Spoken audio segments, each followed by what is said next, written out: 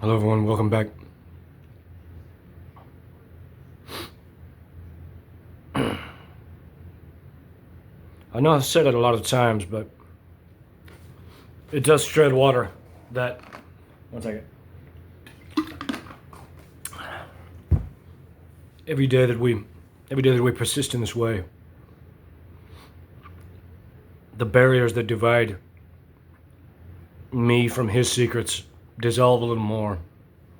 And I don't know that he has any anymore. I might have successfully swallowed him completely. Spiritually, psychologically. And I don't want to go on and on about what motivates him, because it's humiliating, 100%. And that's never been my goal. It's never been my goal. But I sent another email earlier today.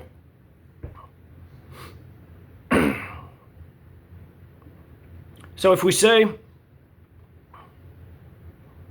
everything that I've said regarding like how space is structured, about how reality works, is we just take that as gospel and say, okay, consciousness, right, exacts its knowing as pressure upon space, which mutates the fabric of space into matter.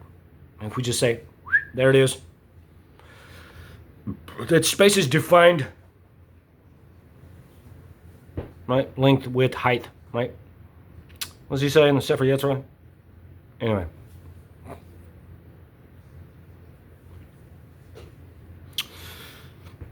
But what I'm saying is that it has a size. What the size actually is irrelevant. That's what I talk about in Appendix 3 of the novel. That it's 1 cubic centimeter wide. It's like 14 kajillion light years wide. Is irrelevant. You know, it has a specific cubic dimension. It has 3 dimensions. We live in the 3 dimensions. Right? Always now. Right? What is that? Ram Dass, the power of now. But if we take that as gospel and we say that mammalian brains represent the apex of the natural expression of the divinity that shapes our ends, rough hewn how we will. Up from my cabin, right? My sea gown scarfed about me. Then if we take that as gospel, then we immediately see an intellectual pathway to true psychic phenomenon. And of course, places like the Monroe Institute, the CIA, all these places, like they're not doing it for shits and giggles. You know, that this is like a real science, right? And so this is what I said in my email, is that it's the first and therefore by default the highest science, isn't it? The science of consciousness, the science of the mind. Understanding our thinking, our ability to think. And of course, if someone is strong enough in their mind, they can exact, right, actual physical pressures by engendering electrical fields elsewhere through, right, thought force, right? Albert Pike, a thought is a force and philosophy should be an energy. Man, that's not what he's talking about, but it holds, right? It tracks. And so in the last few emails that I've sent, I've been including the director of Anora. His name is Sean Baker. He's a nice guy, I'm sure. But I called him a limp dick faggot, and I went off. And this is like another source of like, right? Why hasn't anyone sued me, right? I call Sam Jackson the N-word like 100 times. I send it to every single agent in his agency, and they don't sue me for libel, for slander. Oh gosh, you're just like a crazy guy. Like, no, I don't think that's like. I think that's like. I would sue someone if they wanted to call me something, and I knew about it, and they did it live in public, right? Because you can. That's the point.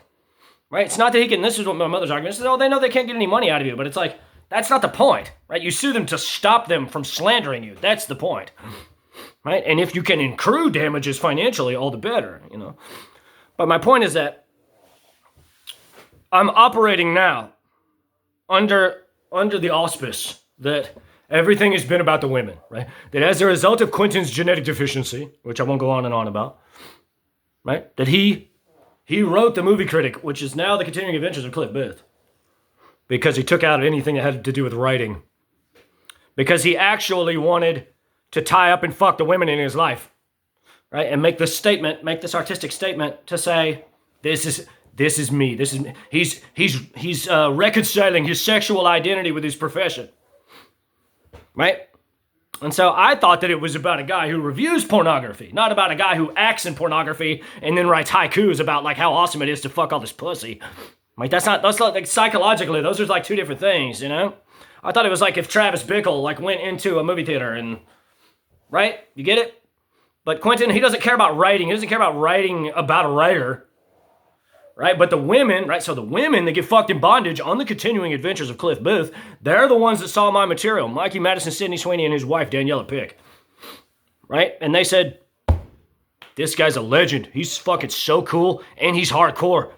He can do it, and we want it to be him. Right, and so that's what's cascaded all of this out. And so, like, regarding Sean Baker, right, the revelation that I've had is that anyone who saw Mikey Madison, I didn't watch the whole thing, but I read some of the comments that she did a Hollywood Roundtable about women in Hollywood, and with Pamela Anderson and a couple others. Again, I didn't watch it. I don't care to watch it. I don't have to. But the comments were talking about how she mentioned that she chose to not have an intimacy coordinator. Oh, I decided. Right? So what I'm saying is that, like, I operate on this understanding that Mikey Madison is a psychic slave, right? That Quentin is like a bridge troll, like inside of her psyche, inside of all of our psyches, right? And she actually makes no actions in the industry that aren't filtered through his psychic sadism. And so, yeah, that's an awful thing to consider, isn't it? That's like, in fact, right, if you actually get that, then you have to acknowledge that that's probably the most fucked up thing you'll ever hear, right? Until you hear how he did the same thing to try to give me AIDS, right? Or make me believe that these women want me to have AIDS, right? That's really what it is. But I kept thinking about that, and Nora, I've never watched Nora, I don't need to, right? It's not good, I'm sure. No offense, Sean. Right? So, the movie critic, which is now the continuing adventures of Cliff Booth, right, is a monument to Quentin's genetic infertility, right? And so he's tying up these women and actually penetrating them on union film sets with state tax credits, right? And now it's against their will, right? And these women all consider themselves rape victims, but as a result of Quentin's psychic sadism that can only be explained by me and maybe 5 other people without seeming completely schizophrenic, and he's banking on that, right? Those women, right, have no choice, right? But they're in my heart, they're in my mind too, right? That I'm the one, right? And so, right, the revelation that I had was that Honora, right, that was Quentin's, that was the Little Leagues. You get it?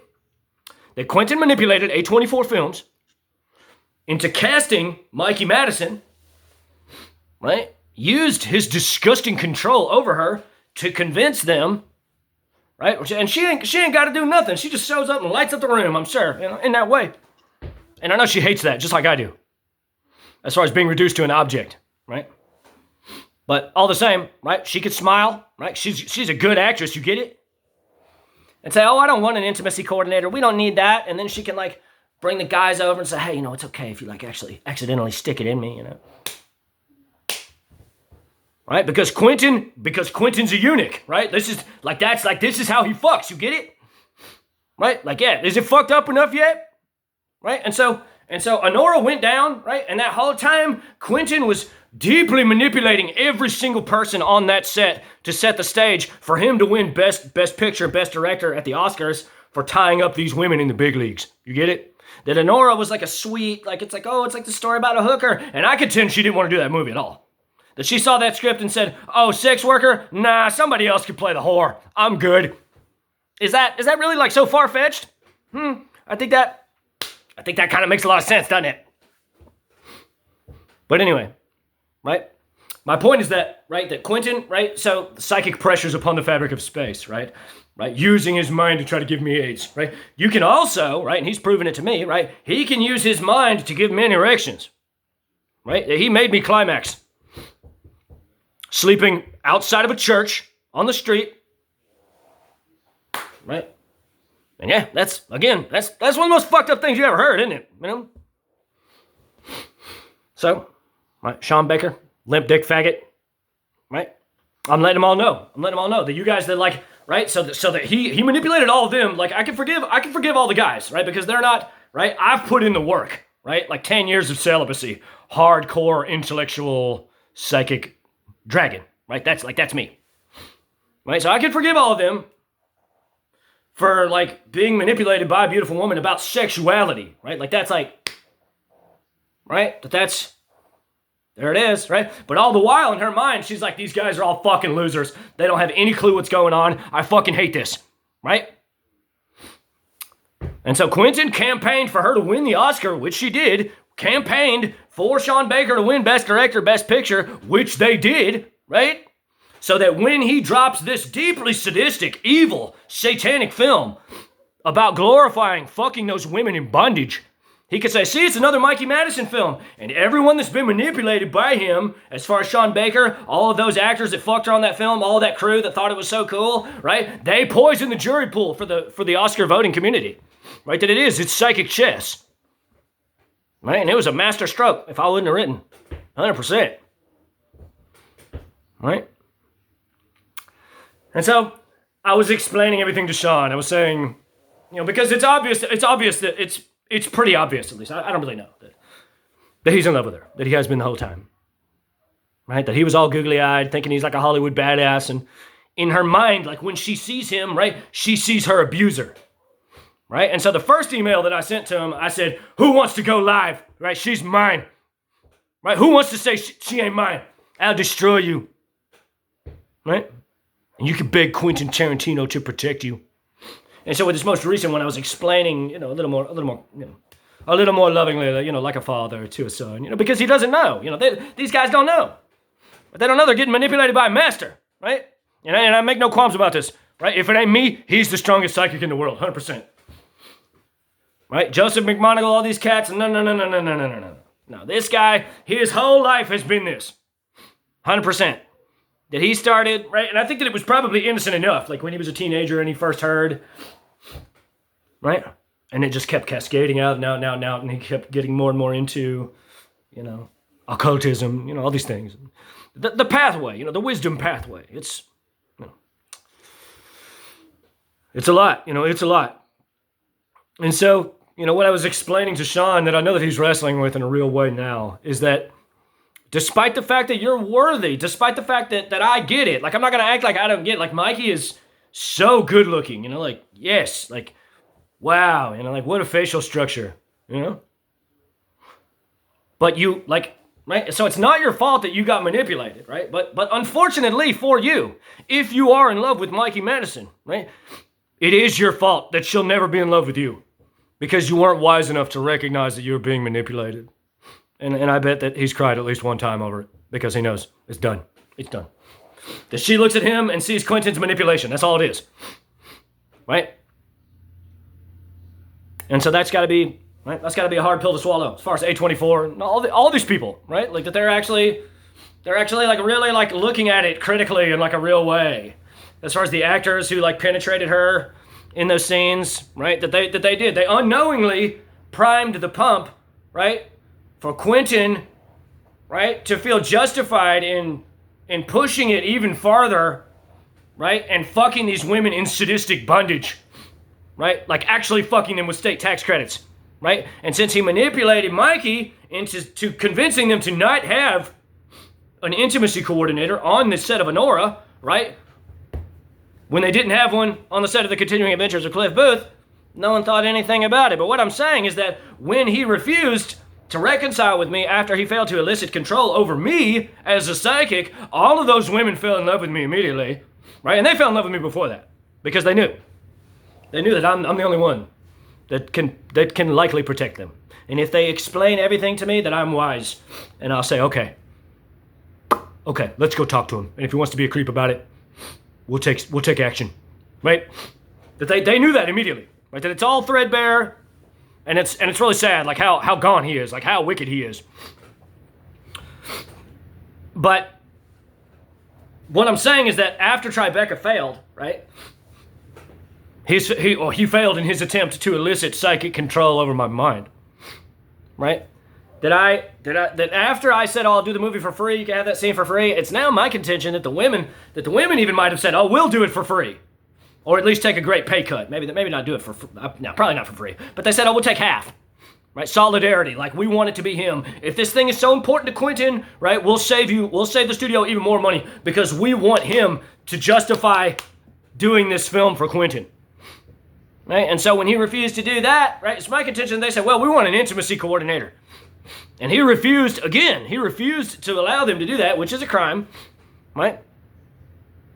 Because he knew once that intimacy coordinator was there, they were going to pull whomever aside and say, there's this other guy that Quentin's being really difficult about this, but he's got a really strong mind and Quentin doesn't like that, but he's a really great actor and we know that he'll make us feel safe and, right, he has legal precedent for all these different reasons, right? And he would have shut down and said, nope, this is the one, or you find different actresses. Yes, that's the point, right? And so, right, to bring it all back to Sean, right, I told him, I said, I like you, dude. Like, I don't not like it. I haven't seen the movie. I don't care to see it. Like, who cares, right? Like, whatever, right? Cinderella story about a hooker. Congratulations, right? You got manipulated by a master. That's your life, right? You earned that Oscar by getting fucked in the ass by Quentin's psychic sadism. That's like, there it is, right? And so that's, right? But I told him I love him, right? I don't, like, it's not that I don't want you to be in love, but you and Mikey, it's done. It's done. No. By Quentin's design, right? Not by mine, not by Mikey's, right? Mikey, right? Like, it's obvious they were all hot for me immediately, and I'm just like, because of my vow of celibacy, I couldn't see that. I know that I'm an attractive guy, like, I know that. Right? That's like, right? So, like, this is what they like. This is another thing they like about me, right? Because I actually can relate to them, because, like, I'm not just hot. Right? And so that's what Quentin wanted, right? He just sees them as hot sluts that he can manipulate, right, with his mind. And he said, oh, if it's him, right, then I have to be able to control him with his mind, because after he's fucked you on this film set, if he can control you as a psychic as well, I've lost you forever. That's the point. Right? And so it inverted completely. Like, he did the opposite of, like, what he thought was going to happen, right? By not respecting me at all, right? He called A24, right? He didn't just, right? He called Sean Baker and said, oh, Mikey's my girl, and, she's like, she ain't got the heart to admit it, but she really wants to roll, and I'll make sure that you guys, like, get a lot of good press, and, that they never thought twice about it, right? But he never did that with me. It was only psychic control because he knew that I understood. He knew that I was wise, right? But if he had treated me like he treated all those other assholes, right, and said, the girls don't really have the heart to say it, but they want you to play the role. I don't know about me, right? I don't know, like, you gotta, like, I'll give you a few days. Then he would have succeeded, unilaterally, across the board. But because he's so, like, deeply cloistered, right? He couldn't, he couldn't respect me at all. And so I gave, and I let him, right, be a bridge troll in my mind for fucking 6 months, essentially, And then, when he refused to take my letter, he refused to put me on the spot, and he turned his back on me, right? I saw it threadbare. Like, it's not like it was cowardice. I told him it was cowardice, and on some level it was, as far as, like, ambition, but my ambition lives in the shadow of my wisdom. That's the point. Right? That when he turned his back, I said, this is about control. This is, okay, so I say I have a question. You don't say got a question. You don't respect my mind at all, or take my letter, or even look me in the eye.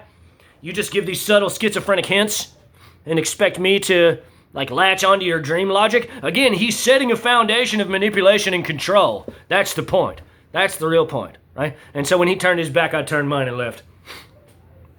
Right? And so those women, like, they sank, they did, like, psychologically. But at the same time, right, they said, he's everything. This guy is actually the one. We have to get to him. Right? And so that's what I'm saying, that he's holding them in some kind of way. And, like, I don't know how deep this thing is. As far as Daniela, if they're all at that house, like, again, I keep coming back to this idea, like, are they all at his house right now? Like, what's going on? Because I've been burying them in it. I've been burying that whole fucking industry in it. Right? Shaming the shit out of them. Ari Emanuel and their house counsel, Courtney Braun, they don't even take my emails anymore. Right? And this is only recently. They took them for a long time. But in the last, like, 2 or 3 days, maybe last week, right, he has outright blocked me. And I believe it's because right, periodically, even though I'm constantly shaming them about the movie critic and like what's going on between us, sometimes when he's really bad, I'm like, yo, he's fucking terrorizing us. Like, that's like what's actually occurring right now, right? This is like deep psychological terror that he's like keeping us in this state constantly, me and these women. And so it's my contention, right, that they stopped accepting my emails because Courtney Braun, WME House Counsel, said if we continue to receive these concerns about their safety, we are obligated legally to notify the authorities, right? And so if Mikey and Sydney are out like living their lives, right, then it don't fucking matter. But if he's holding them in his house, right, and they get calls every day, they say, oh no, everything's fine, he's just still a creep, he won't let us leave, right? Then if they're like, if I keep saying, what is occurring with these women? Does he have them tied up, right? Is he beating them? Does he keep them in bondage constantly to prevent them from coming to me, right? Is he waving a gun around in their face, right? Is he threatening to murder Daniela's kids, right? Then if, you see what I'm saying, right? Right, that they would stop accepting my emails if they are in fact being held in this like quasi sort of criminal fashion. And I don't know what the truth is, no one wants to talk to me. I don't know. And I'm exhausted by it all. I know that they're all fed up with it too, because my logic is rock solid.